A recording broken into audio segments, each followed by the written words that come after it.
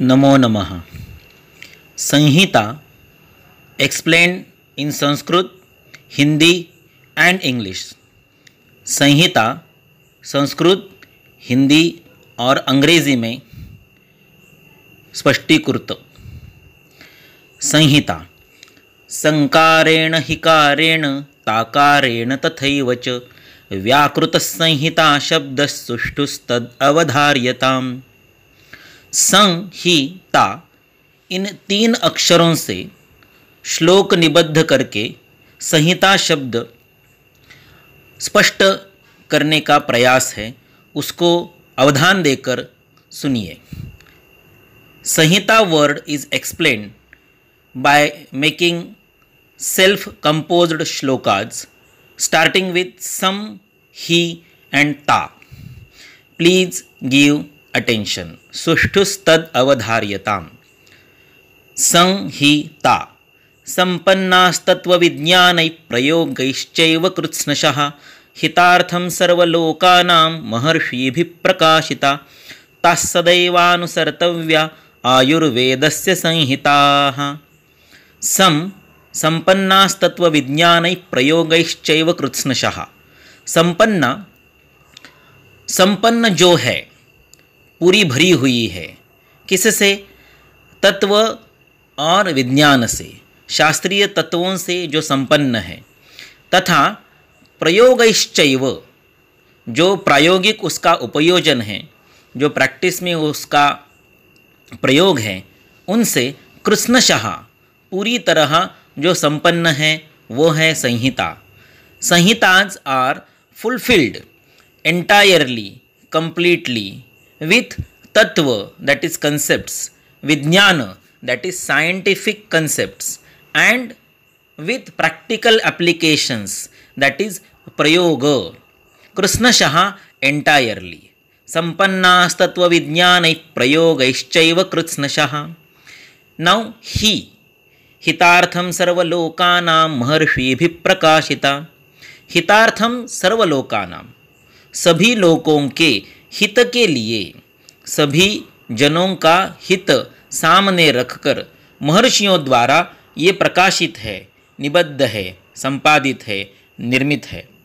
हितार्थम for the benefit of, in the attitude of welfare of सर्वलोकानाम, all the persons, all the individuals, all the people in the world. Sanhitas are Maharshibhi Prakashita. These are edited, compiled, written, created by Maharshi, the Maharushis, who are well equipped, well acquainted with the serene knowledge. तास्सदैवानुसर्तव्या आयुर्वेदस्य संहिताः। ताहा is plural of Samhita word. ताहा संहिताः आयुर्वेदस्य. Those Samhitas, compendiums, बृहत्त्रयी or all the auspicious granthas of Ayurveda are to be sadaiva anusartavya. They are to be followed always. Sadaiva, always.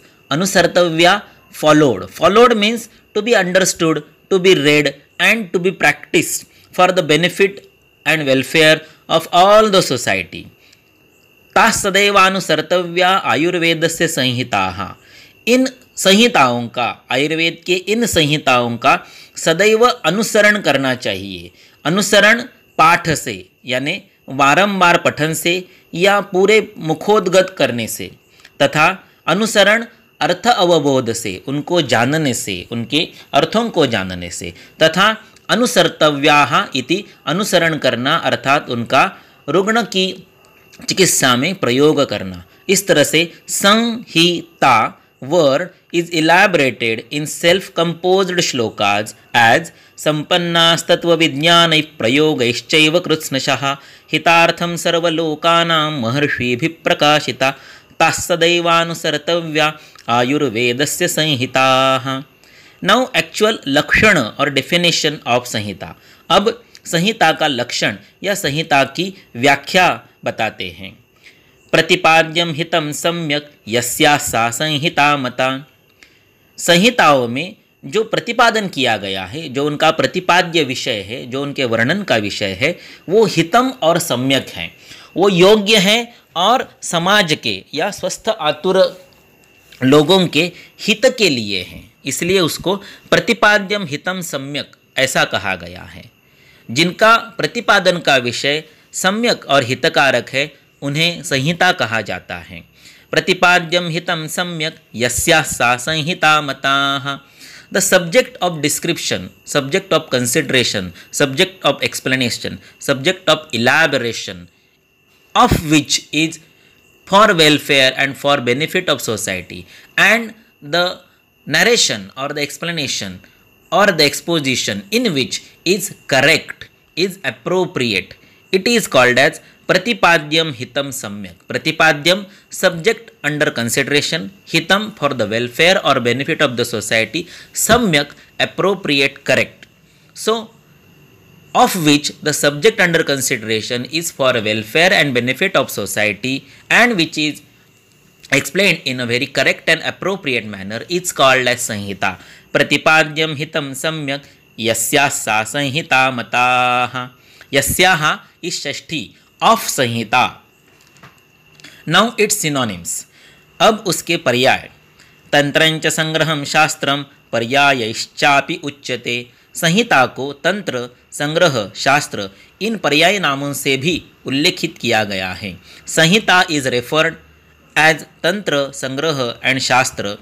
So synonyms of Samhita are तंत्र, संग्रह and शास्त्र। स्वरूपम भिद्यते तस्या आयुर्वेदीय वाङ्मये। आयुर्वेद के वाङ्मय में या आयुर्वेद के साहित्य में संहिता का स्वरूप विभिन्न है, अनेक प्रकार का है। इन आयुर्वेदीय लिटरेचर टाइप्स ऑफ संहिता और the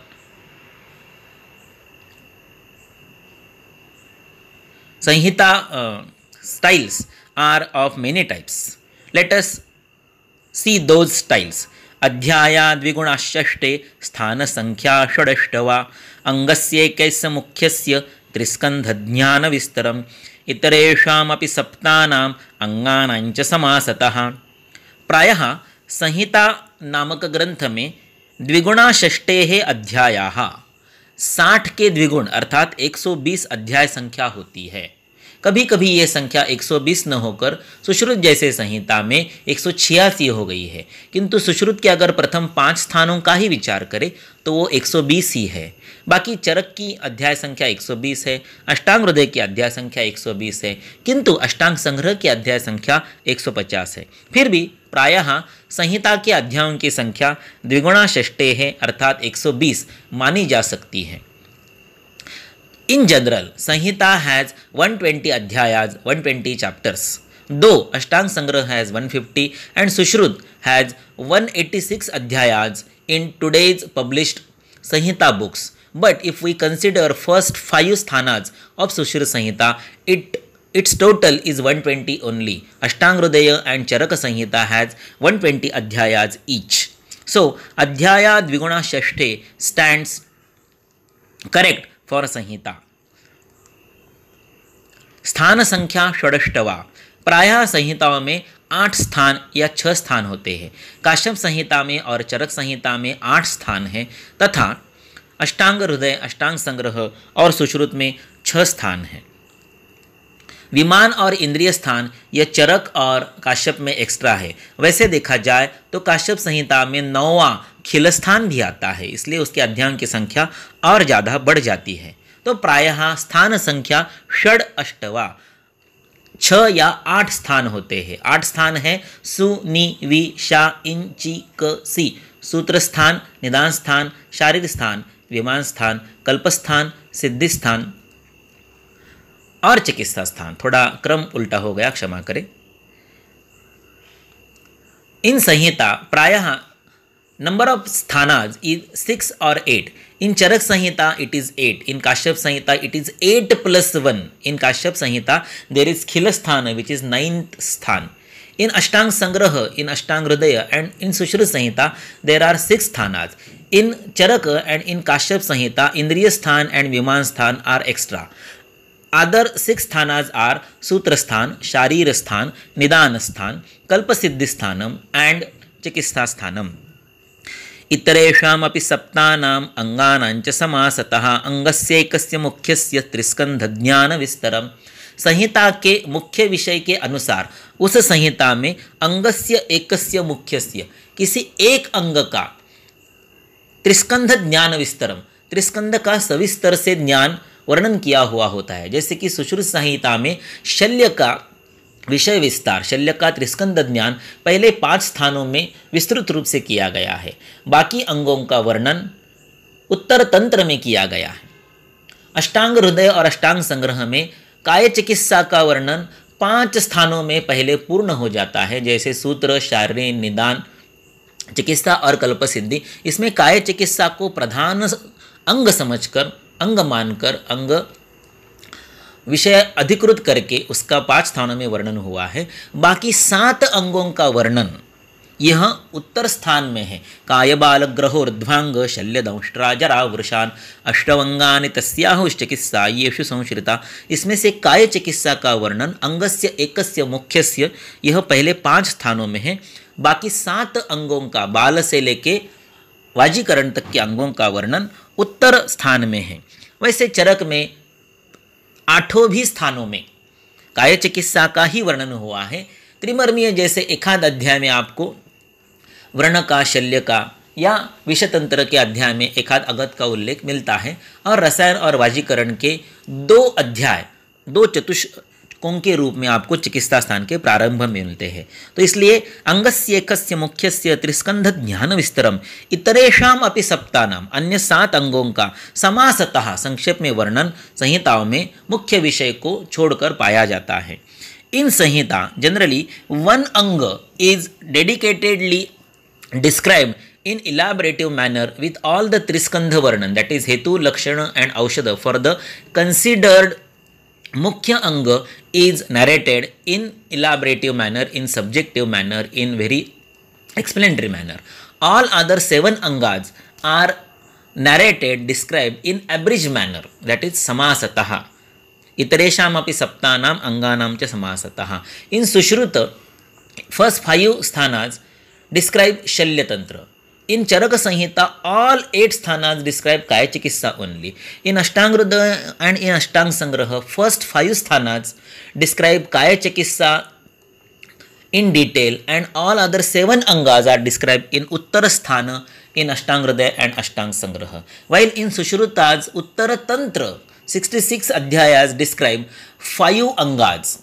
Shalya and Shalakya is described in first 5 sthanas, while last sthana, that is Uttara Tantra, comprises all other 5 sthanas like Kaya Chikitsa, Graha Chikitsa, Kaumara Bhritya, Rasayana and Vajikarana. However, Rasayana and Vajikarana in Sushrut is described in only 1 and 4 adhyayas respectively in Chikitsa sthan itself. Next, Sanhita Saudnita Kechit Santyapi Yoga Sangraha. There are some books which are named as Sanhita, but those are not Sanhitas. Those are Yoga Sangrahas, such as Sharangadhara Sanhita. Though it is written as Sharangadhara Sanhita, it doesn't have 6 sthanas or 8 sthanas or 120 adhyayas. Sharangadhara Sanhita is a very small grantha with 32 adhyayas only, having Purvakhanda 7 adhyayas, Madhyam Khanda 12 adhyayas, and 13 adhyayas in Uttarakhanda, dedicated respectively to the conceptual understanding is Purvakhanda, and entire Bhaishya Kalpana in Madhyam Khanda, and Panchakarmas in Uttarakhanda. Sanhita asaudnitya kechit santyapi sanhitastatha. There is no Sanhita word in the title of the Sanhita, but the actual description is like Sanhita, such as Ashtanga Hridayam and Ashtanga Sangraha don't have Sanhita word in their title, but their description and their Vishaya Vinyas, their subject distribution is as that of Sanhita. Therefore, Sanhita Saudnita Kechit Santyapi Yoga Sangraha. कुछ योग संग्रहों का नाम संहिता आया हुआ है, but संहिता असौद्निता काश्चित संत्यपि संहितास्तथा. तो कुछ संहिता ऐसी हैं जिनके शीर्षक में संहिता शब्द नहीं है, जैसे अष्टांग हृदय और अष्टांग संग्रह, और कुछ संहिताएं ऐसी हैं जिनके टाइटल में, जिनके शीर्षक में, जिनके नामाभिधान में संहिता शब्द है, किंतु वो संहिता का स्वरूप गया संहिता का विषय विस्तार उनमें नहीं, जैसे कि शारंगधर संहिता। कि शारंगधर संहिता में आपको 32 अध्याय मिलेंगे, न कि 120। उसमें केवल 3 ही खंड हैं, न कि 6 या 8 स्थान। 7 अध्याय प्रथम खंड में जो तत्वज्ञान या परिभाषा को स्पष्टीकृत करते हैं, मध्यम खंड में 12 अध्याय जो भैषज कल्पना को समर्पित है, और उत्तर खंड में 13 अध्याय जो पंचकर्म को समर्पित है। आगे 12 सहस्रेषु सूत्रैकाचरणादपि ध्रुवम संसाध्यते पूर्णम पुरुषार्थचतुष्टयम्। प्रायः संहिता में 12,000 श्लोक होते हैं। जैसे कि सुश्रुत सूत्र 1 में कहा गया है कि श्री ब्रह्मा जी ने 1,00,000 श्लोकों का, 1,00,000 श्लोकों का और 1,000 अध्यायों का आयुर्वेद बनाया, किंतु मनुष्यों का अल्प आयुष्यत्व और अल्प मेधस्व, अल्पायुष्टम अल्पमेधस्त्वम च आलोक्य नराणाम भूयो अष्टधा प्रणीतवान। तो 1,00,000 श्लोकों का बना 12,000, 1,000 अध्यायों का बना 120। देयरफॉर 12,000 श्लोक, 12 सहस्र श्लोक और 120 अध्याय, यह संहिता के एक अंग की संहिता का स्वरूप हो गया। As it is described in Sushruta Sutra 1 that Brahma ji created Ayurveda with 1,00,000 shlokas and 1,000 adhyayas, but owing to the lesser life span and poor intelligence of the men, of the human beings, Brahma ji dissected Ayurveda of 1,00,000 shloka and 1,000 adhyayas into 8 parts. So one Sanhita became of 12,000 shlokas and 120 adhyayas. Therefore, Yasya Dvadasha Sahasri Sanhita Hriditishtatha is written at the end of Charakalpa Siddhi 12. So Sanhita consists 12,000 shlokas generally, 12,000 sutras. Therefore, it is written Dvadashasu Sahasreshu Sutraika Charanadapi Dhruvam Samsadhyate Purnam Purushartha Chatushtayam. Even if you follow a single sutra, a single shloka from Sanhita out of 12,000 shlokas, it is possible, it is 100% possible, it is definitely possible that you will attain Purushartha Chatushtaya. You will be able to achieve Dharma, Artha, Kama and Moksha. It is in the appreciation of Sanhita studies, it is in the appreciation of Samhita learning.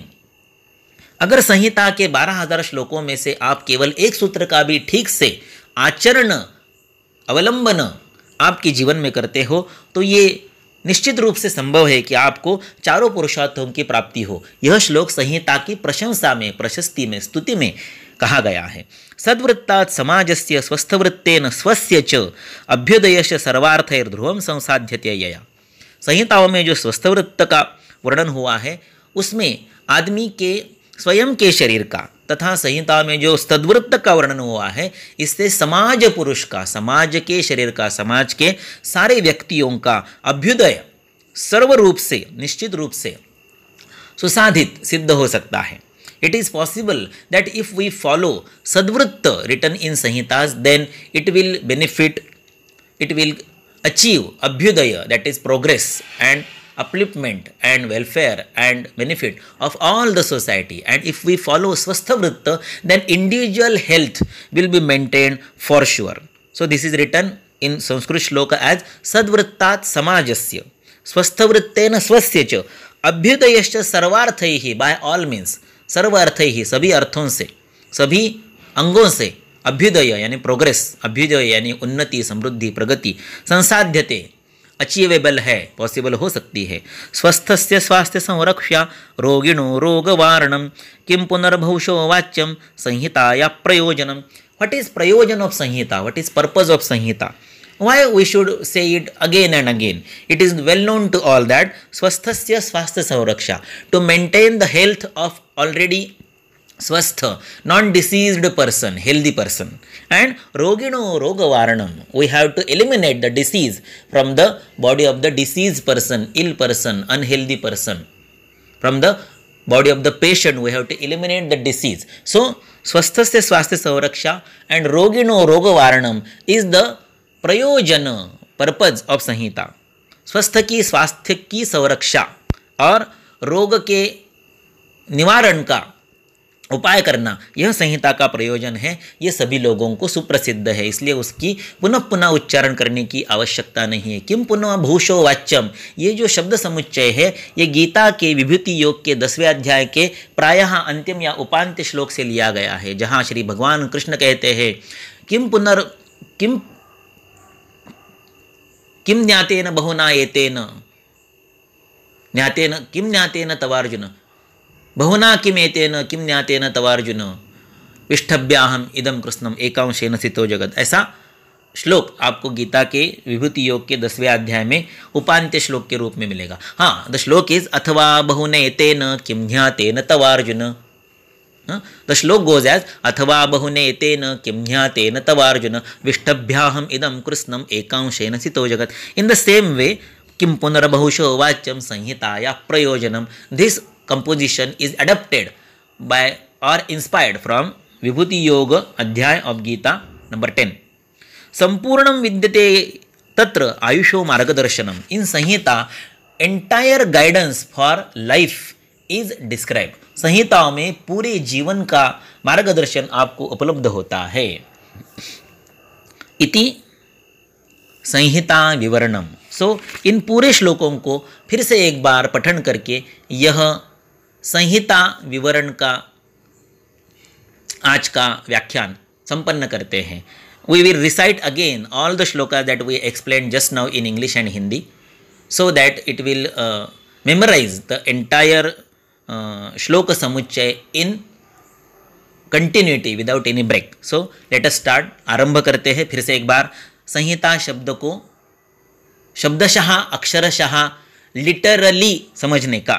संकारेण हिकारेण ताकारेण तथैव च व्याकृतसंहिता शब्दसुष्ठुस्तद् अवधार्यतां सम्पन्नास्तत्त्वविज्ञानैः प्रयोगैश्चैव कृत्स्नशः हितार्थं सर्वलोकानां महर्षिभिः प्रकाशिता तास्तदैवानुसर्तव्या आयुर्वेदस्य संहिता प्रतिपाद्यं हितं सम्यक् यस्याः सा संहिता मता तंत्रांच संग्रहं शास्त्रैः पर्यायैश्चापि उच्यते स्वरूपं भिद्यते तस्या आयुर्वेदीय वाङ्मये अध्यायाद्विगुणाश्षष्टे स्थानसंख्या षडष्टवा अङ्गस्येकस्य मुख्यस्य त्रिस्कन्धज्ञानविस्तरम् इतरेषामपि सप्तानाम् अङ्गानाञ्च समासतः संहितासंज्ञिताः केचित् सन्त्यपि योगसंग्रहाः संहितासंज्ञिताः काश्चित् सन्त्यपि संहितास्तथा 12 सहस्रेषु सूत्रैकाचरणादपि ध्रुवं संसाध्यते पूर्णं